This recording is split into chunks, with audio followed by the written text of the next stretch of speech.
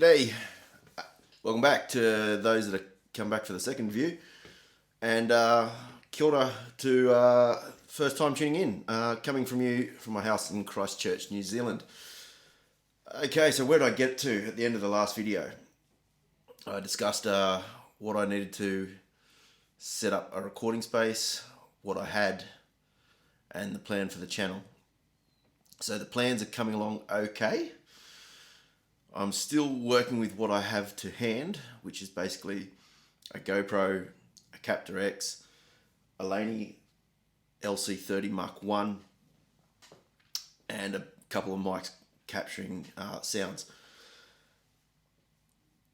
Next discussion point, I guess, is post-production and workflow. So this is the point where I'm figuring out that my learning needs to come a long way. At the moment, I'm using iMovie on the Mac, and I'm looking for suggestions. And I've had a couple already, but looking for suggestions of video editing suite or software to be using in the production of this. Someone suggested DaVinci because it's got a free edition, which the price is right, let's face it. And I'm also curious with what the Mac has with Final Cut Pro. So if anyone's got any better suggestions, please put them in the description or comments below. That would be much appreciated. All right, where to from now? The other key learning point that I think I hinted at towards the end of the last episode was having things at your feet or at your hands that you needed. So I've figured this out the hard way, but if I get clever, I will insert into the B-roll a shot of just being a little bit more prepared for grabbing content when I'm making it. Speaking of grabbing content when I'm making it, a few things going on. Helicopter that I can hear outside, hopefully doesn't impact too badly. And as I mentioned, the house is full, wife, kids are home, so probably hear doors banging and kids running up and down stairs. That all being said, we're here for the guitar tones, right? So yeah, having things ready so you can just jump on it and create content. The other biggest point, I guess, that I'm figuring out is having the room set up so that I can just walk in and hit record. Now there's a fine line between being ready to record and being told the house looks like backline and get it all out. That was one of the caveats when the kids came along. Wifey was like, no backline in the house. So somehow I've managed to bend that rule a little bit. So I guess the other key point I've learnt is keep it tidy. That also helps with the workflow a little bit, being able to, if it's tidy, most times it's easy just to get out and press record. All right, that's that. I mean, other suggestions for the channel so far, I've had lighting suggested. It's a work in progress, and I've got a few things to check out. Looking into this area, and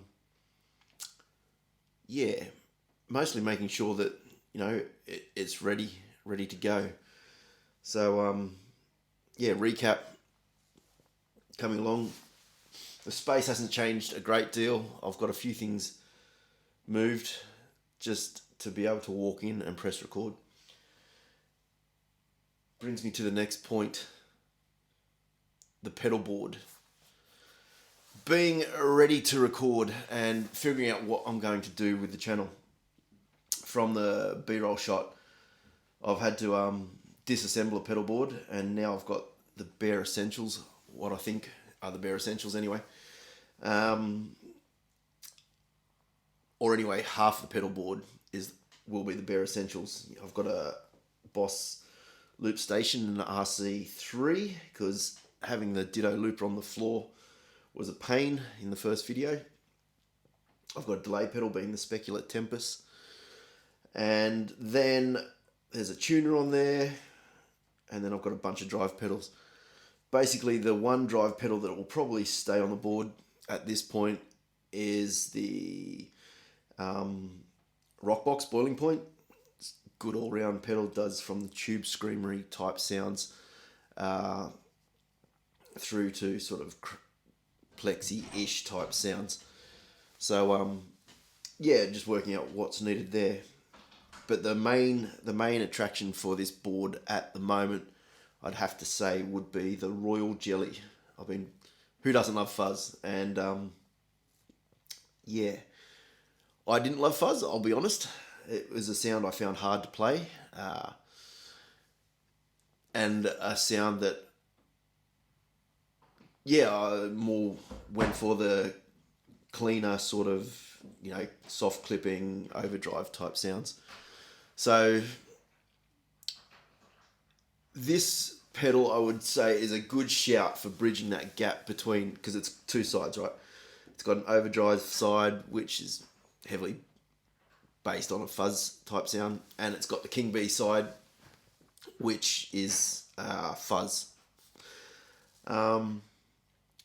Yeah, I'm learning to work with it, learning to love it, and from the intro riff, you would have heard the King Bee side of it, and the sounds that I'm currently making with it. The fun thing I'm really finding with this pedal at the moment is the way it influences the way that I play. I'm typically a rhythm style player, but this pedal really helps just those impromptu sort of riffing type sounds, which is being lots of fun. So with that in mind, let's just have a look at some more King Bee side sounds, and then I'll flick over to the Queen Bee, the overdrive side, so we can hear that as well.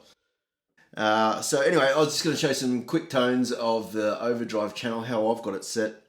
As you can see from the insert, the Queen Bee side down here can either go all the way through fuzz, and the King Bee side also does the same thing, OD through fuzz.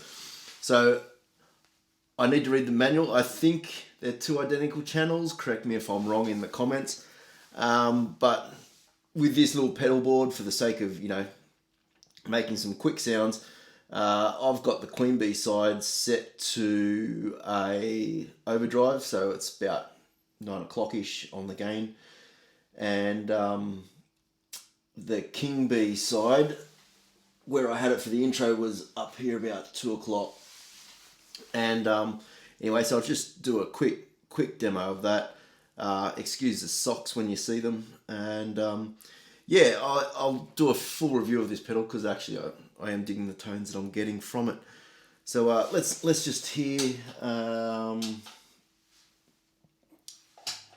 Ooh, okay. And the red light here indicates the high treble side of things. If it's on blue, just a bit of a cut to the high treble. I actually like the high treble on, so I'll leave it there for the sake of that.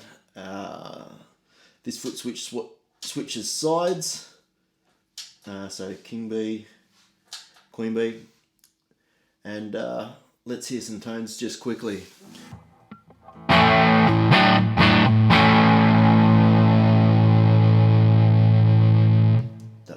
pickup, bridge pickup.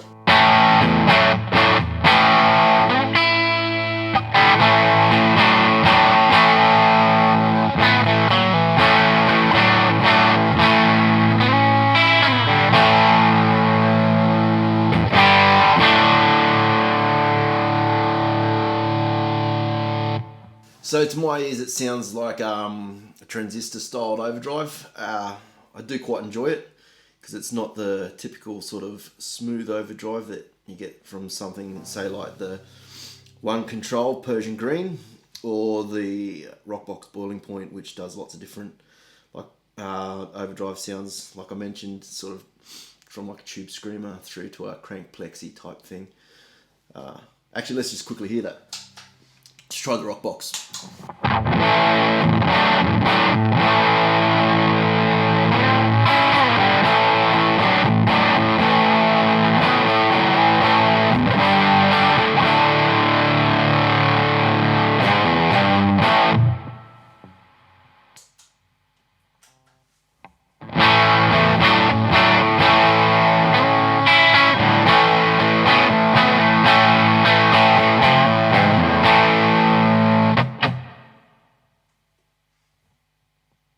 Right, so yeah, obviously I've got the Royal Jelly set probably quite a bit cleaner.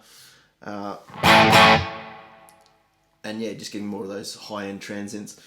Let's just quickly flip to the King Bee side. That's what you heard coming in on the intro, just for the sake of comparison. And we'll pull the pin there to come back and discuss the home studio setup in another episode. Alright, I've just flicked it off, like I said, learning what these controls do, and we're on King Bee side.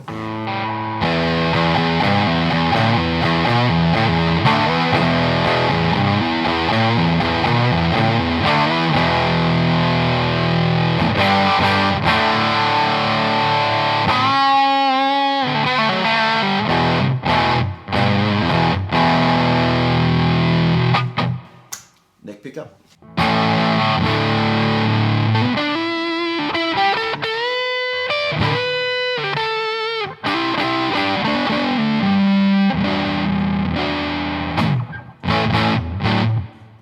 Mistakes are free. Sorry guys.